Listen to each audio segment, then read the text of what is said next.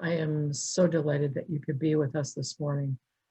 As I mentioned before, I'm Nan Bankston. I'm a licensed religious science practitioner here at Grants Pass Center for Spiritual Living. I'm also a ministerial intern awaiting paneling for final licensing in January. As Reverend Stephen's assistant, it's my great honor and pleasure to fill in for Reverend Stephen today while he's enjoying some personal time. I hope you enjoyed the video we just played. I was deeply moved by it the very first time I viewed it, and I still am. And it fits beautifully with my talk today that's entitled, How Engaged is God as Us? And that video is a reminder that we are the conduit of compassion through which Spirit brings forth values for a world that works for everyone. That happens to be our monthly theme, living as compassionate conduits. So what exactly is a conduit? Well, Wikipedia defines it as a channel or a pipeline, something with open flow. Since we are divine emanations of that one source energy, Spirit is always 100% engaged with us, the divine flow pouring through us all the time. It's always in, through, and as us. It is, us. Yet it can only engage with us to the extent that we recognize, invite, and welcome communion with it, and embrace that divine essence within each of us. The first video that we watched reiterated we were one big family, and the second one made it pretty clear, one heart, one family. Now, families are wonderful things, and they can be frustrating, messy, and leave some pretty big scars on our self-worth and beliefs without even trying. Even the most seemingly wonderful, loving families have some scars, tender places, or hidden hurts. Some families have modeled codependence.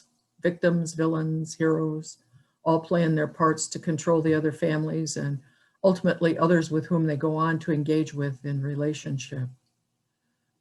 Some families have modeled replacing love with success in the form of money and acquisitions, homes, cars, bank accounts, expensive clothes, or jewelry. I recall a saying from the 1990s. In fact, I think it was a bumper sticker. The one with the most toys wins. And toys meant things of high value. Now, some families have modeled competition as a means of survival or achievement at the expense of others.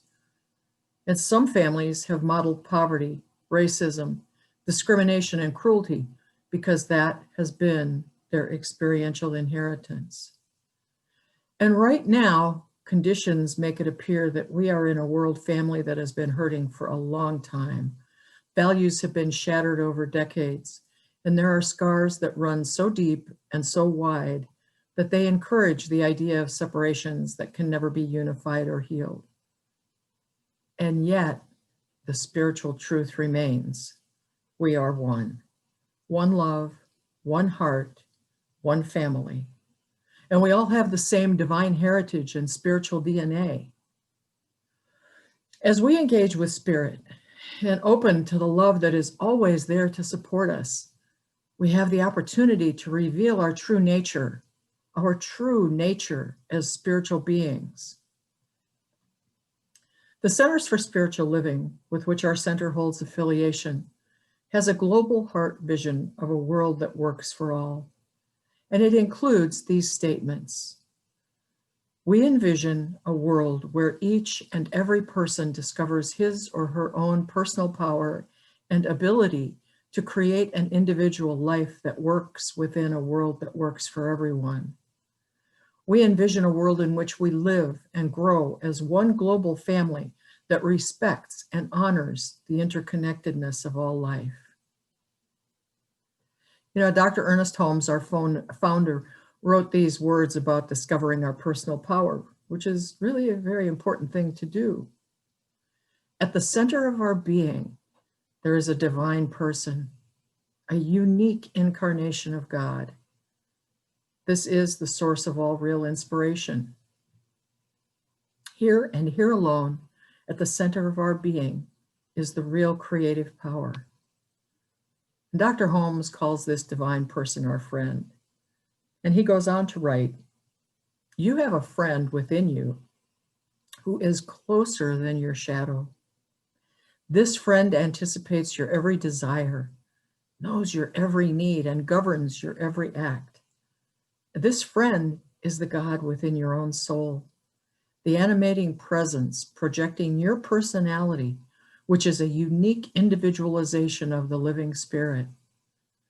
This friend within you is infinite, since it is the personification of God.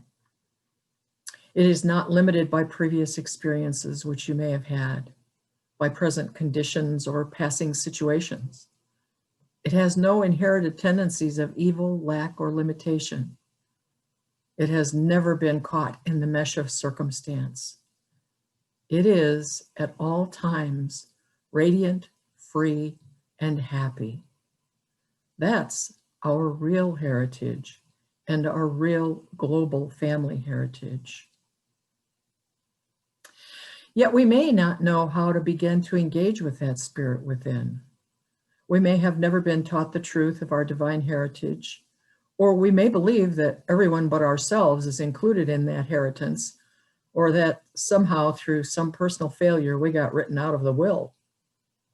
Well, the fact of the matter is that each person here is a healing presence, bringing life and peace and love to everyone we touch and the world in which we live, simply by being the one life of God expressing as us.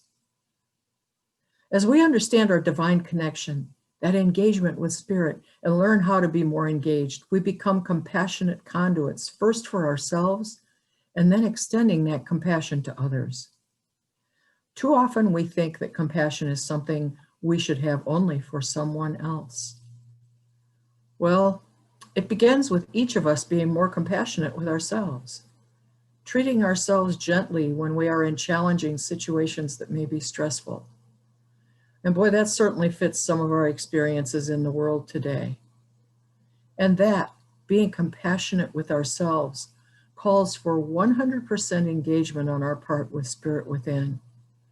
We are the vessels through which spirit expresses the values of a world that works for all.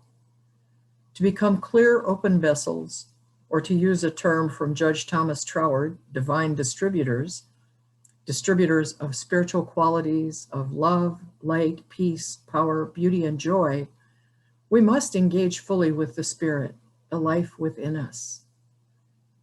We use our spiritual tools to engage and communicate with the divine essence within us. We practice our form of affirmative prayer, spiritual mind treatment, meditate regularly to commune with the divine essence within in that still space within. And we enjoy meaningful contemplation of wisdom teachings, science of mind included, that uplift our thoughts and lighten our load and brighten our days. To quote Dr. Holmes from This Thing Called You, practice the presence of spirit until your whole being is flooded with its light. You know, Ernest Holmes was a master of compassion. He learned to be first compassionate with himself, to release judgment and be open to receiving love and encouragement from that friend he spoke of in the passage I read. As we practice compassion for ourselves, we see others through the lens of Spirit's love. Recognizing the beauty in all life, knowing the inner peace that surpasses all others, and recognizing the spiritual truths and reality of oneness and love, rather than being mesmerized by the conditions of the world. Right now, it's easy in this time of a pandemic and restrictions on gatherings and activities to feel separate, lonely, and yes, even alone. And this is the perfect time to be 100% engaged with Spirit and know that we are never alone.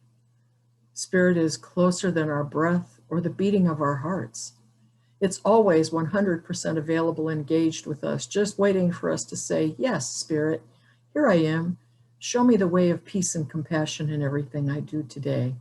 In everyone with whom I interact, let me see you. Help me know I am life standing for love today. You know, as we approach the holiday season, we can be conduits of compassion in the simplest interactions. A phone call just to say hello to someone we haven't spoken to for a long time, or a family member. Allowing someone to take the parking spot you really wanted, simply smiling and gesturing them into it with a wave of our hand and not using one finger. If we know someone who will be alone on Thanksgiving Day, you know, we can drive by their house, honk, and wave hello from our car. We can practice forgiveness and release some old hurt that impedes our flow of compassion to ourselves and to everyone else. We are one family, one heart, one love, with no separation. We belong to each other with all of our quirks and unique ways of being. And let us remember that each one of us is a healing presence, bringing life and peace and love to everyone we teach and the world in which we live, simply by being the one life of God expressing as spiritual beings. That is our true heritage. So let's open our hearts today to engage 100% with Spirit and let that divine life flow freely. Let us remember that we are love, we are light, we are one, and we recognize the light of Spirit in everyone and everything, and cherish everything as unique creations of the divine. You know, as Dr. Holmes said, life will become one grand song when we realize that since God is for us, none can be against us. We shall cease merely to exist. We shall live. So let us all live today and every day, standing as one family, one love, one heart, as divine distributors of compassion, to create a world that works for all. And so it is. And as is our custom, let us pray. So in this moment, I just bring to mind that one infinite loving presence that I know as God. We call by many, many, many names. It doesn't matter if it's Spirit, Allah, Christ consciousness, Great Spirit, Buddha. It does not matter. It is that divine essence from which all creation came forth, is now, and ever shall be part of. Just as I am one with that, I know too that all creation is one with it. And that includes everyone here in the sound of my voice and everyone who is not here today. And for those who are usually with us, who are not here, who are traveling, who are away for various reasons, I speak a word of grace, of the grace of God that flows through all life, blessing all creation and each one who may not be with us today, and blessing each one who is here today as the unique emanation of the divine that they are. I speak a word of peace and joy and harmony, and I speak a word knowing that we are the co-creators of a world that works for all. And I am so, so grateful to know the truth of every being here and all beings, all sentient beings around the globe, all life, all creation. And I bless it all and call it good and so very, very good.